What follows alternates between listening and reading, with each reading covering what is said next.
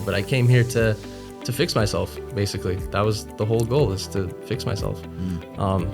And then, first classes in Genesis with you, and I don't know if you said these exact words, but what I took away from it is you came here to fix yourself, and I'm here to tell you that you can't. Welcome to this week's episode of the His Hill Podcast. My name is Kelly Daugherty, and I'm your host. Today I have with me one of our first-year students. This is Adam Neufeld. Adam is from British Columbia, and he's just finishing up his first year. He's going to be staying with us for the summer as a counselor, I guess, is what you'll be doing. Yep. And so just as we're ending the school year, we're down to just a couple of days now. And before we get started with summer staff training, I thought it'd be fun to have Adam in, have a talk with him. So Adam, welcome here. Yeah, thanks for having me. I'm happy to be here. Well, I appreciate you giving us the time. I'm looking forward to the conversation. Adam, I said you were from British Columbia, but just where in BC are you from? I'm from Richmond, BC, so just right under Vancouver. Yeah, like a suburb of Vancouver. Basically, yeah. I'm like a few minute drive from Vancouver. So. Yeah. So, and people in that, if you've ever been to that area and you have flown into the Vancouver airport, you've landed in Richmond. Yep. Yeah. So it's all there together. How old are you? I'm 19. Okay. Yeah. So you've just finished. You finished high school and then came here? Took a year off? I finished 2 years ago. Okay. And then I went to college last year, and then I came here. Okay. Where'd you go to college? I went to Langara College in Vancouver. Okay. So just a community college. A community college. Yep. Okay. So getting your basics or Yeah, I was into psychology, so I started taking psychology courses. Okay. And a bunch of other random classes. And are you planning on picking it up when you go back? No, I didn't enjoy it too much. Yeah. Okay. No, actually I'm trying to go to CIU next year. Oh, for okay. Biblical studies. Yeah. Out in South Carolina. Yeah. Okay, good. Yeah, a lot of people from our staff have been there. Mm-hmm. I actually have a year of credit from there. Oh, really? Yeah. Nice. Yeah. When I was a student at His Hill, we were accredited through CIU. Mm-hmm. And so I had a full year of credit and took that with me when I went to Canada for Bible college. Oh, nice. Yeah, it worked out well. Okay, so tell us a little bit about yourself. You grew up in Richmond. Do you come from a big family? No, not a big family. I come from a family of 5, so I've both my parents, and then I have an older and a younger brother. Mm-hmm. So just I'd say an average size family. Okay. So 3 brothers. Is this a Christian family? Yes. Yeah, okay. I grew up in a very Christian household. Grew up going to church every Sunday. Went to youth groups on Friday. Sometimes went to other, like my cousin's youth groups. Mm-hmm. Very heavily influenced in Christianity. Okay. When did you become a believer? I'm not sure an exact age, but I know many times when I was younger, I'd be in my bed and my mom would say, "Would you like to ask Jesus into your heart?" And I'd be like, "Yes." And that happened many times because I just wanted to make sure that I had Jesus in my heart. Uh-huh. So that was several nights I did that. Okay. Yeah. All right. So you don't know exactly when. No. But you know that you have put your faith in Christ. Yeah, for a very long time. Okay. Yeah. Great. Well, what was it like for you as a child growing up in Richmond? It was pretty good. It was definitely I'd say different than a lot of the other BC people who, even Dawson, I listened to his last week. I feel like it was different. I didn't go to any private schools or Christian schools, so I went just to public schools. And not many Christians in my area. Have you ever been to Richmond? Yeah. Okay, yeah. Lots. Because used to do some work there. Okay, cool, because then you'd know it's very varying of ethnicities and sure. religions. So there wasn't a lot of Christian influence in school. Yeah, I think English is actually the second language in the Vancouver area, isn't it? Well, there's a lot of people speaking other languages, yeah. So, so there's a lot of different influences from like Hinduism, Sikhism. So I didn't really have like a strong Christian friends or anything like that. It was mainly just in my family and church. So it was definitely interesting growing up. I didn't find it hard at all, but it was definitely something I noticed. And yeah. Okay. What was church life like? Church was good. I grew up going to Sunday school every Sunday. Learning about all the stories. Daniel in the lion's den and stuff like that, which I really appreciated. And my parents put me in. And yeah, I went to youth when I went into like high school. But then we switched churches because I started not to like the preaching. Like when I started to actually listen in on the sermons, me and my family weren't exactly loving the sermons. So we actually switched churches. Okay. Have you ever heard of the Village Church? I have heard of it. Yeah, I Yeah, believe I have. Yeah. Yeah, so we moved there for a few years. But then when COVID happened, since it's such a big church, it shut down. And now we're going to a church in Vancouver, which my parents used to go to like when they were younger. Okay. So, yeah. Okay. Good. So, tell me about your walk with the Lord as a young boy. You remember going to church. You remember the Sunday school stories. Do you remember having a relationship with Jesus? I knew Jesus. Well, I knew of him, and I knew he died for my sins. But I wouldn't say there was a super strong relationship there. I prayed every once in a while, but it wasn't my life. Until actually, I'd say within recent years, I finally known him to be my life. And so, yeah, I'd go to Sunday school and I'd learn the stories, and I'd go to youth and I'd, hang out with friends, but it was just more of a social life for me. Okay. And fun activities to do, but I wouldn't say I had a strong relationship with the Lord. Actually, one time we had a church chapel, basically a bunch of different church youth groups in the Richmond area kind of went together.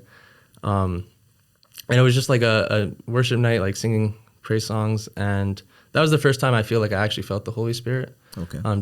I felt really happy and I felt filled, and it was really good. That's actually when things started to change. Oh, Then how old were you then? Maybe 12 or 13. Okay.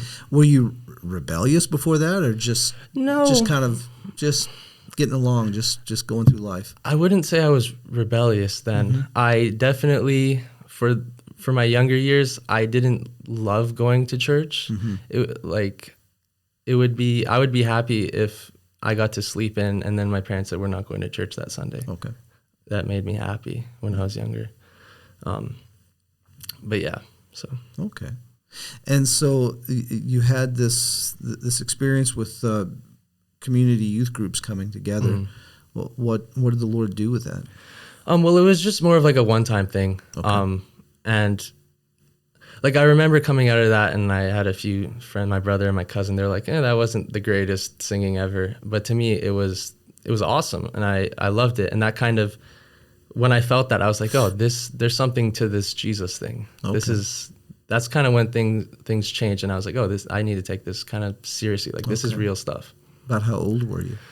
Yeah, 12 or 13. Oh, that's right. You yeah. just said that. Okay, 12, 13. So you're into the middle school time. Yeah, around there. I'm not exactly too sure, but around there, yeah. What was middle school like for you? Well, I didn't go to middle school. I went to, because we have elementary school till grade 7, and then high school in grade 8. So, which would you like me to talk about? High school? You talk about what you want to. Yeah, I mean, my elementary school years weren't anything crazy. I was just living life like a normal kid, just, playing at the park, playing with cousins, jumping on trampolines, swimming. High school is when things definitely changed. Okay. Because I was at least my elementary school, even though it was a public school, it was very, I feel like, sheltered in a way. Didn't really hear any bad language or weird topics. But once I went to high school, I started to hear all these different words and topics, and I had no idea what they were talking about. And that's definitely when my mind, I feel like, got corrupted in a sense. Like, it was just, things changed a lot once I got into high school. Okay. Yeah. And so, and for you, that would have been about 8th grade. Yeah, 8th grade. Yeah. I have a similar memory. We call it middle school in the States. We used to call it junior high. I remember my first year of junior high would have been 7th grade. And I remember the same thing.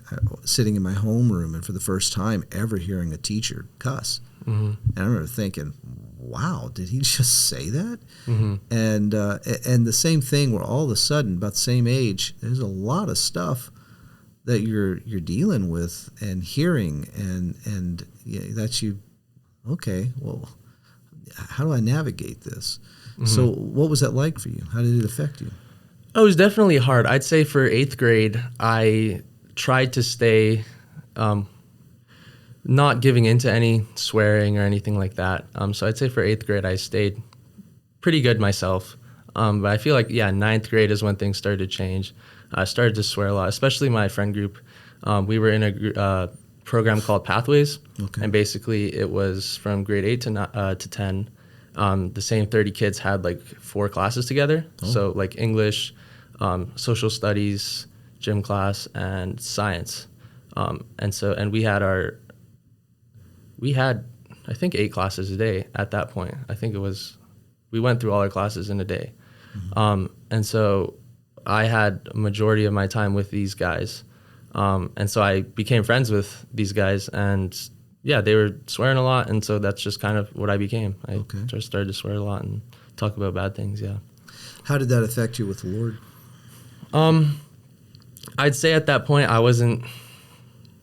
didn't have a super strong relationship with the Lord. Everybody knew I was a Christian. Okay. And I would openly talk about that. Were a lot of your friends non-believers? Some of them, they would be like non-practicing Sikhs maybe. Okay. But they didn't really have any beliefs that they shared with me too much. So no Christians in the group? I had one friend who started to come to Christ around that time. He started to come to church with my family and I. Mm-hmm. And so he was a part of the group, but he was doing the same thing as me. I wouldn't say it like, there wasn't really anything too much to affect because I didn't have a super strong relationship with the Lord. Okay. But it definitely didn't help lead me to Christ. Okay. So if anything, it led me further away from him.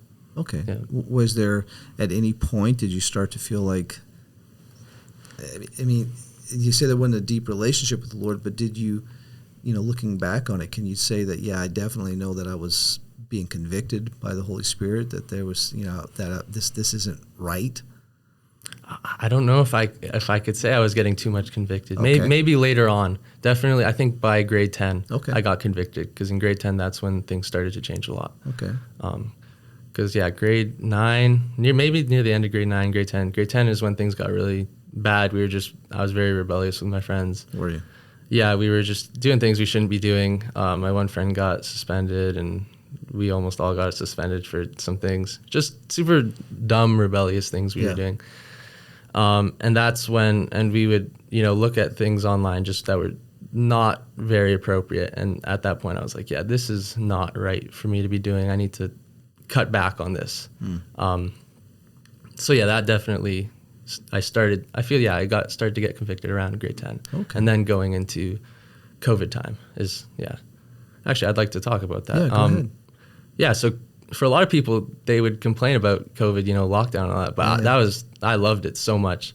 Just, I got to stay at home and just do what I wanted to do. And that's actually when I started to grow in the Lord a lot. We watched an Easter service online. And afterwards, my dad just started going through like history of Israel, stuff like that. And I was like, wow. With the family? Yeah, just with the family. Oh, He just started talking about it. I don't know how it got brought up, but he just started telling us stories and stuff. And I was like, wow, this is really interesting. And I don't know, like, what happened is definitely the Lord, and it just sparked a fire in me. And I was like, I need to learn this, because I knew all the Bibles, or not all, but I knew a lot of them, about David and stuff like that. It was like, where does this fit in to the timeline? Like, because there's Adam and Eve, and all of a sudden there's Daniel and the lion's den, and like Jesus, like, where do you even place this? Okay.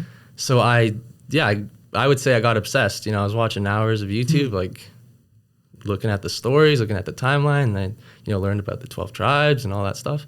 And this was all going on during the COVID time? This was during COVID, because I had so much time. And I guess being away from the group of friends that you had at school facilitated, you being able to focus on these things. Yeah, for sure. Yeah, so that's definitely when things started to change a lot. Actually, it was just put on my mind right now, because I forgot to talk about it. Just in regards to my starting in grade 7, actually, I started to have problems with my stomach. Just not good stuff. And so, like, my teachers would talk to my parents, and so I started to go to the doctors. And basically, after countless visits, they diagnosed me with IBS, which is basically a diagnosis when they don't know what you have. Okay. And yeah, so I just had a really rough time with my stomach issues, just a lot of anxiety that came with that. And so, yeah, definitely throughout high school, and even driving places. I remember I'd go to baseball practice that was 15 minutes away, and I'd have a meltdown. Just I couldn't do it. It was really tough. And I'd say that definitely was hard on my relationship with the Lord during those, grade 7, grade 8 times. Okay. It was just a really big struggle, and I feel like that kind of made me angry at the Lord, I'd say, which didn't help with my relationship at all. And so I pray, but it was just, I'm not happy with this type stuff. Okay, and that kind of set you up for going to high school and meeting these, developing these relationships that not edifying, but kind of giving you an opportunity to continue down. Yeah. That path. Yeah, it definitely was really hard. And then, I met these guys, and it was like, well, I may as well, it made me feel happy for the time. So. That's interesting. I was going to ask you because, I think a lot of people can identify with the things that you're talking about. And, and so, just, for the listener, just to kind of join in with thinking with us through this, what is it about, what is it about going along with the crowd that is so alluring, and I think you answered it already, just saying it just kind of made me happy. We were made, we were made to walk in a relationship with the Lord, to be to find our satisfaction there, our joy, our happiness there, and because of the fall, we're just by design, we still want that. We still want that joy, that happiness, that sense of belonging, and the security of living in something that's in control. And when you're sick like that, and that's the opposite of what we were designed for, and you start to go into a tailspin, and then you can start to find this acceptance, you can start to find this happiness somewhere else, but obviously you didn't find it to be a lifelong reality, but it was a temporary happiness. Yeah.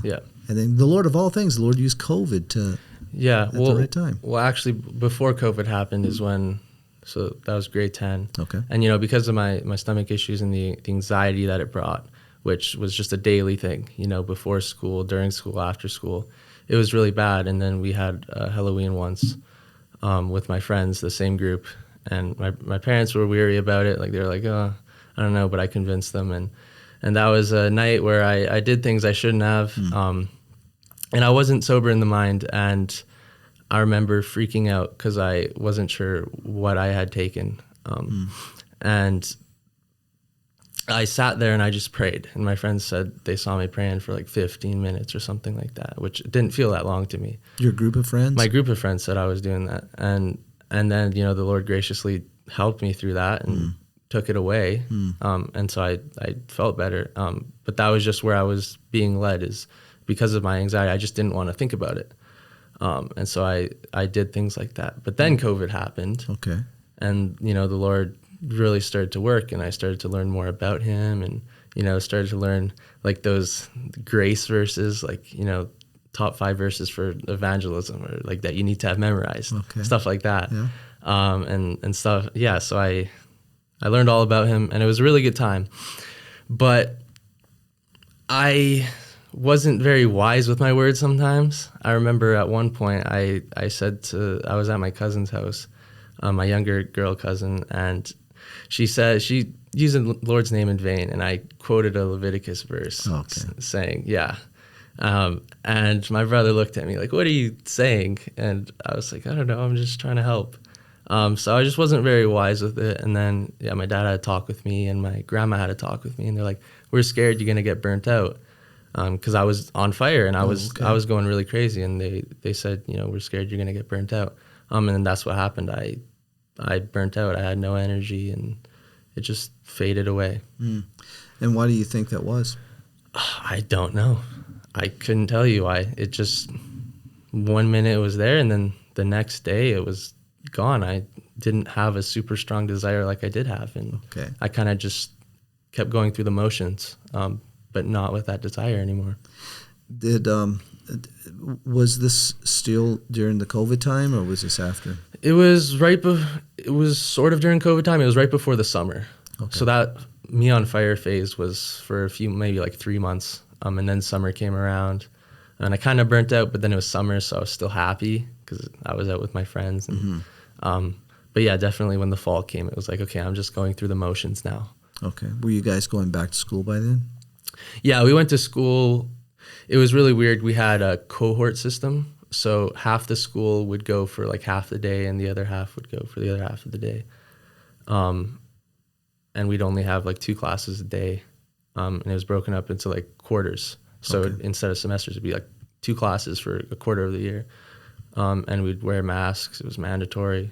So it was very different. It wasn't exactly school. Like, you weren't at school that long. So I'd, either go after lunch or I'd go home for lunch. So it was, it wasn't really school, but I still went there. Yeah. How did that affect you? Didn't really do much. It was just kind of a weird year for me. I didn't really get opportunities to do rebellious things with my friends anymore because it was, half of them were in the other half of the school.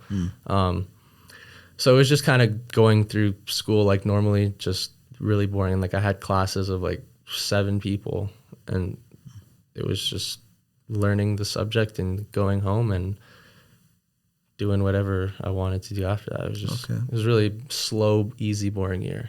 So you were, struggling with the Lord. You said you had kind of burned out or did burn out. What was going on with you and the Lord during all this time? I can't recall too much. I just know it slowed down and I don't know how I'd explain it. I wasn't praying every day. I wasn't reading my Bible every day, maybe every once in a while. But it wasn't anything crazy. It was just living life, just cruising through. I wasn't focused on him at all. Okay. And so how long did that last? It lasted for a decent while. I'd say probably around until I started to come here. Okay. So it was for a few years. What brought you here then? If you kind of coasting, what would be so interesting about Bible school? Yeah. Well, I'm glad you asked. I have lots to say. Well, in my grade 12 year, that's when things got, before my grade 12 year in the summer, but even in my grade 11 year, I started to smoke marijuana a lot. Okay. That which really damaged my just thinking and it helped me a lot because it got my mind off my stomach and off my anxieties. And so that's why I did it. It was just, it made me think of nothing or random things. And so I really enjoyed doing that. But the summer before high school, before grade 12, it happened. I did it way too much. And I went into high school, into grade 12, just not doing good at all. I didn't want to go to class. I'd show up to my first class like at least 30 minutes late every day, if not like an hour late. And it was just really bad. I was struggling a lot. I'd eat lunch by myself by my locker, and people like even noticed. They'd say, why are you eating lunch by yourself? And I just didn't want to see people. And so that was a really bad time for me. So that first semester of grade 12. But I stopped in my grade 12 year. So I was just recovering from all the damage that had been done. And then second semester came around and I got much better, not necessarily with the Lord because I was still just cruising, but we had a good rugby team. And so that made me really happy. And we almost won our finals for a certain district. We got first place for Richmond. Okay. So we got a banner, which made me really happy. Yeah. But yeah, still just cruising through, went through summer, and then went to community college for a year. And that's when I started to vape. And so I got addicted to nicotine. Wasn't too bad, but it definitely shouldn't have been doing that. But, being at a community college, and I didn't love the people there. It was very liberal and just not the greatest environment, not the greatest teachers. I didn't really care to do my work. And just, yeah, I knew I should be going to Bible school at some point. Oh, really? Yeah. So that's something you wanted to do? It is something I wanted to do, yeah. But, because of COVID and especially with the restrictions all over, it was like, well, maybe not. Like, even for my brother that came last year, it was hard for him to get in. Like, we weren't sure if he would actually make it across the border. Mm-hmm. So for me, even to try and go last year, it just wasn't really a thought. It was like, well, maybe next year. And I wasn't sure where I wanted to go. I was actually thinking of a YWAM, but I'm glad I didn't go there. I'm glad I came here. But yeah, I looked at Halsby, looked at the one in Australia because that's where my dad went, and he wanted me and my brother to go there. Mm-hmm. But I said Texas was the last place I'd go. I didn't care about cowboys and horses and boots. Right. Yeah, but my parents said, during reading break, you and your cousin should just go visit Caleb. And so we came here last year in like February, and I really enjoyed it. And I was like, well, I may as well just sign up and come here next year. And that's what I did. But I came here to fix myself, basically. That was the whole goal, is to fix myself. And then, first classes in Genesis with you. And I don't know if you said these exact words, but what I took away from it is you came here to fix yourself, and I'm here to tell you that you can't. And I was like, what do you mean, Kelly? That's why I'm here, to fix myself. And so that was just a really good start to the year. And that's when I really started to grow in my relationship with Christ. Yeah. Okay. So tell me about the year then. What's the Lord done with you here? Oh, so much. Especially with learning Galatians 2:20, I've been crucified with Christ, and it is no longer I who live, but Christ who lives in me. And the life I now live in the flesh, I live by faith in the Son of God. And just knowing that this is not my life, it's Christ's life, and I got to let him live in and through me. That's been the biggest thing I've learned. Okay. And then, so many different things throughout the school year, especially with other speakers. I could talk about it for hours, all the things I've learned. Okay. Especially in Colossians. I think it's Colossians 1:21 and 22. It's like, before you were alienated, hostile in mind, engaged in evil deeds, but in Christ you are holy, blameless, and beyond reproach. And I love that. It's like, because I used to struggle. I doubt my salvation because of all the hard or the bad things I did, especially in my high school. I would think, can God really love me? Can God really, am I actually saved? Am I doing enough good to be saved? Because I'm sinning left, right, and center. How can I be saved? But then, in Colossians, we were being taught that. And I was like, wow, this is what I was. But in Christ, I'm holy, blameless, and beyond reproach. And that really stuck with me, because it was like, it doesn't matter what I do, because I'm in Christ. And this is what happens to me when I'm in Christ. So, yeah. Oh, that's encouraging. Yeah. That's great. So I got to tell you, you've been really fun to teach all year. Yeah, you've basically kept the same seat all year, didn't you? I like the back row. Yeah, so just so you know, that Adam sits in the back row on the aisle, and so he's kind of like right in line with the speaker. And I got to tell you that for a large percentage of that time, you look back there and Adam's just got a grin on his face from year to year. Really? Yeah, like right now. And then he every class would come up, shake my hand, and thank me before he walks out. And so things like that kind of stick out to a teacher. And we've never really visited like this, to get the story of what was going on, what's behind the smile, and what's the cause of it, but there's just certain times in class, when we start talking about something, and man, you just light up back there, in the middle of a lecture, and I'm starting to see that what's driving that. It just the truth of Christ and who He is in you, ringing true to you. That little boy that was sick, and trying to find that contentment, a happiness, and looking in other places like we all do, and knowing, at points in your life, knowing that I shouldn't be doing this. This isn't right. This isn't good.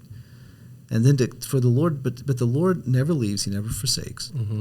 You put your trust in Him as a little boy, and you see His faithfulness throughout your life.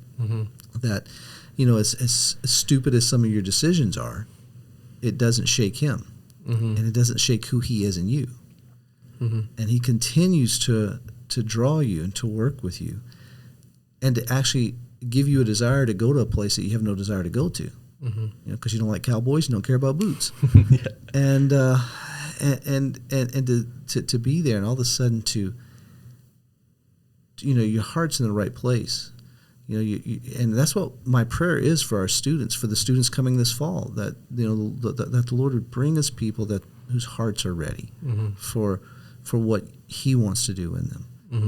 And it's exciting for me as somebody that's been with the student bodies now for over 30 years to see how the Lord is just so faithful to do this. I mean, you weren't even alive when I started here, and then to see what the Lord's doing, and to see Him put a smile on someone's face, as they come to realize that I can't fix myself. Yeah. Okay, so you're going back home to Richmond? After camp, yeah. We're going back to Richmond, yeah. Okay.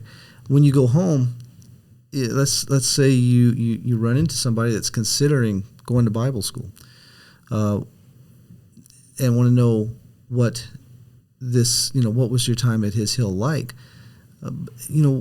What would your encouragement be to them? Just do it. Just do it. Well, okay. Actually, my friend's coming here next year. Oh, really? Yeah. From talking to you, or? Yeah. Well, really? He's my best friend, and just seeing my brother and then me go there, and my parents definitely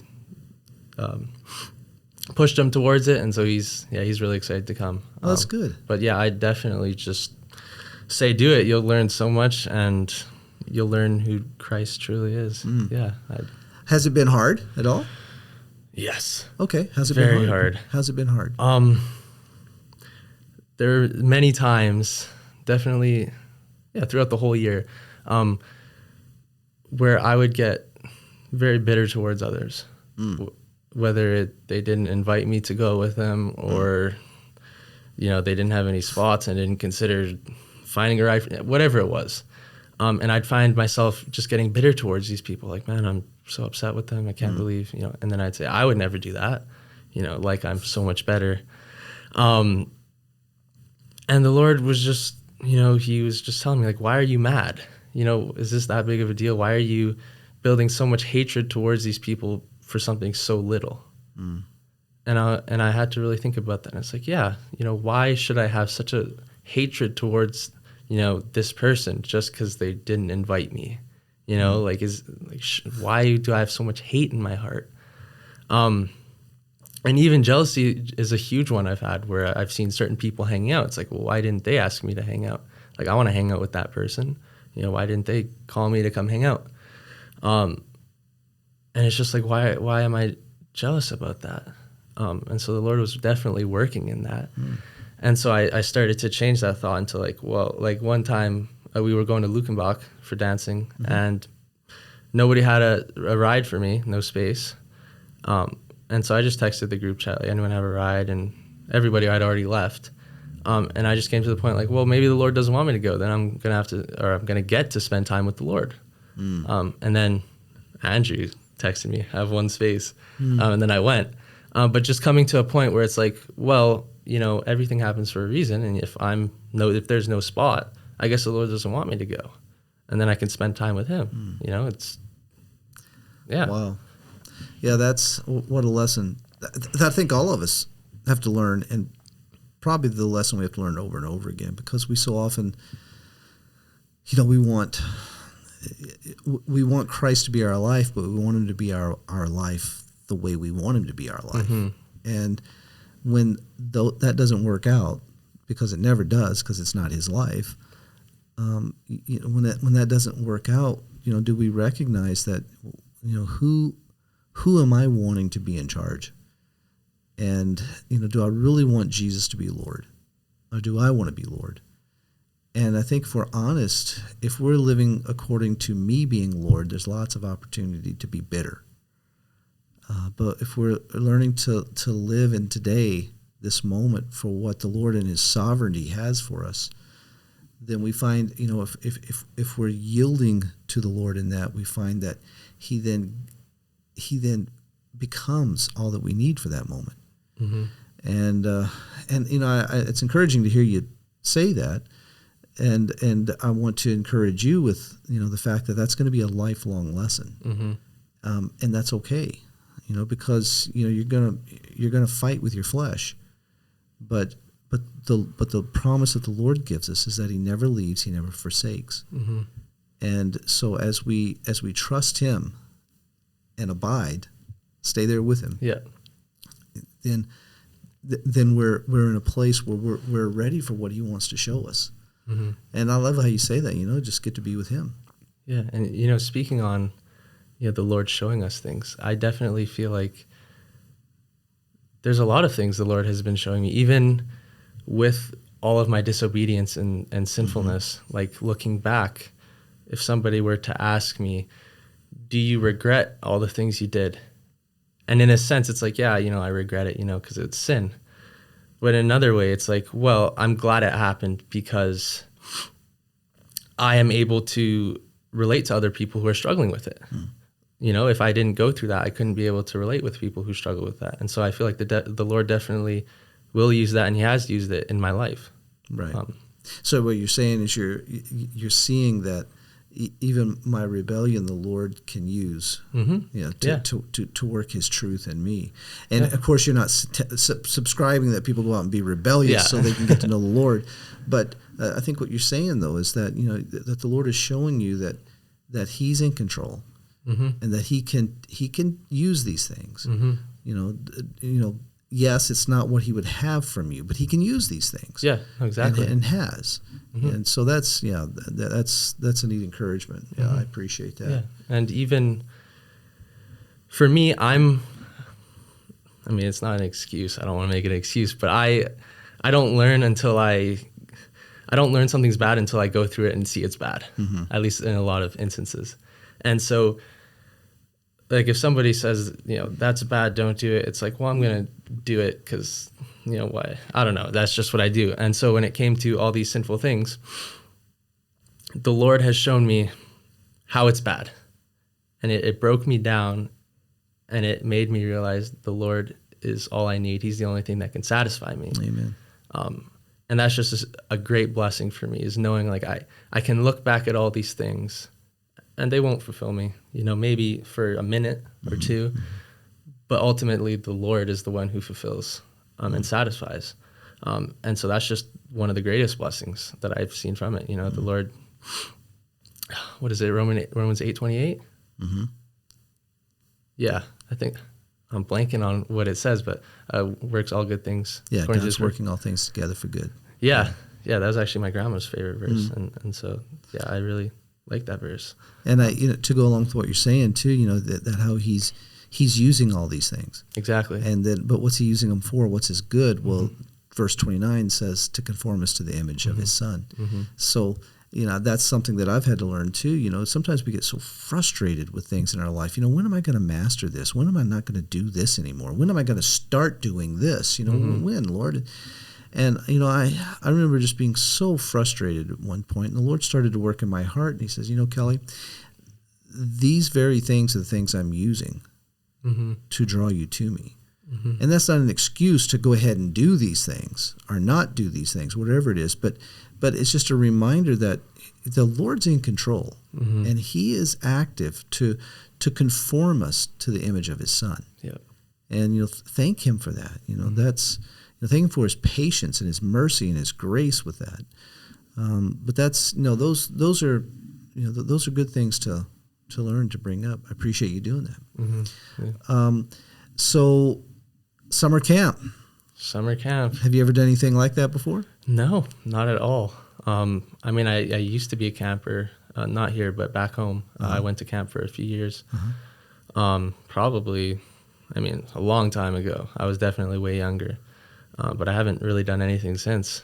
But I'm super excited. It's going to be awesome. Yeah. Well, let me tell you, it's going to be awesome. It will be. It's going to be tiring. I know. Yeah, and you'll be wasted by the end of the summer. Yeah. And you'll probably be more than ready to go home by the end of the summer. Just physically, just worn out. But you'll find that it's a very satisfying tiredness. Yeah. And what I love about it, and I just, I love for our students to stay for summer camp, because the ones who have stayed have said that, you know what, and it doesn't mean that it's for everyone. It doesn't mean that everyone should stay. It's just for those who have stayed, they've told me that this there could not have been a better ending to their time here than to go through camp, because it's such a practicum for all that they've been learning all year. As you're working with these kids from all walks of life, and you're seeing how the Lord will use you in their lives, sometimes in ways you just really did not see coming. And with that, seeing that Christ does live in me, as I, in my tiredness, learn to yield to Him and not demand my sleep, not demand my schedule. But this is what you have, Lord. I'm trusting you for it. And to see how He will use that and use you in these lives. I'll be praying for you this summer that that you will continue to grow in the Lord, that you'll know His wisdom in these things. Yeah. Well, thank you. Yeah, I know I'm definitely going to need to rely on the Lord for strength, because I'm already tired waking up now. Yeah. And so knowing I'm going to have to wake up, I think it's even earlier than I do wake up now. Oh, I would think so. Yeah. And, getting to take care of a bunch of kids and all day and for a full week. And yeah, you're going to have to get up early, because you got to get yourself ready before you get them all up and get them ready. And oh boy. It is a lot different. And you're just starting to get a little bit of a hint as to how hot it can get. Oh yeah. Yeah, we're just starting to kind of get into the 90s a little bit here. But but again, I've said this on the podcast before too, that some of the best advice that I've heard our summer staff given was from Charlie McCall, when he would tell them, listen, it's hot and you're going to sweat, so listen, dress to sweat and you'll be okay. And he's right. Just accept it. It's hot, but it's all right. We've got air conditioning. We've got a swimming pool. Hey, come on. Yeah. Yeah. Even just thinking for myself, because actually when I first came to the year, I was very set on not going to camp. I said I was not going to do it. Told my whole family. And I was very set on it. And then I remember during Thanksgiving conference, I was talking with my brother and Brant. Okay, yeah. And, Brant asked, are you going to do summer camp? And I said, nope. And he said, yeah, you are. And he said, I'm going to text you, I told you so when you do. And I said, okay, but I'm not doing it. And then early on in second semester, I forgot what happened. But I think I prayed a prayer, said, Lord, use me wherever you want. And be careful. And I know. And then all of a sudden I got a desire for camp. Yeah. And I texted my parents right away. So I think I'm going to stay for summer camp. And now it's like, oh, well, how plans have changed. Actually, there's a funny story. I was talking to Kevin a little while back, a few months ago. And he was saying, you should go to Lampasas for one of those Monday outreaches. And I said, no, I want to go to classes. I don't want to miss class and all that. And he said, okay. And then like a week later, it was like put on my mind, go to Lampasas. And so I had to come back to Kevin and say, yeah, Kevin, I want to come to Lampasas now. It's like, oh, what changed your mind? It's like, the Lord. So that was just a funny thing. No, that's good. Yeah. No, that's great. I think that's a good way to end this. Through all the things you've talked about, it's been the Lord's business, is what you've come to with your life. That it's not you, it's Christ. Mm-hmm. It's His business, and so it's His business to keep you here in class, or it's His business to send you to Lampasas. Mm-hmm. It's for us to respond to what He's working in our heart. Exactly. Yeah, so that's neat. Good reminder. Mm-hmm. Well, Adam, thanks for sitting down with me. I appreciate it. Yeah, well, thanks for having me. You've been listening to the His Hill podcast featuring our host, Kelly Doherty, and one of our recent graduates, Adam Neufeld. We are at the end of our first week of summer staff training and have one more week of training to go before camp officially kicks off. Please keep our summer staff and incoming campers in your prayers that their hearts would be open to the truth and that everything we do this summer will be done for the glory of God and not our own gain. Thanks for joining us this week for another episode of the His Hill podcast. Remember to keep your eyes fixed on Christ. I'm Lizzie, and we'll see you next week.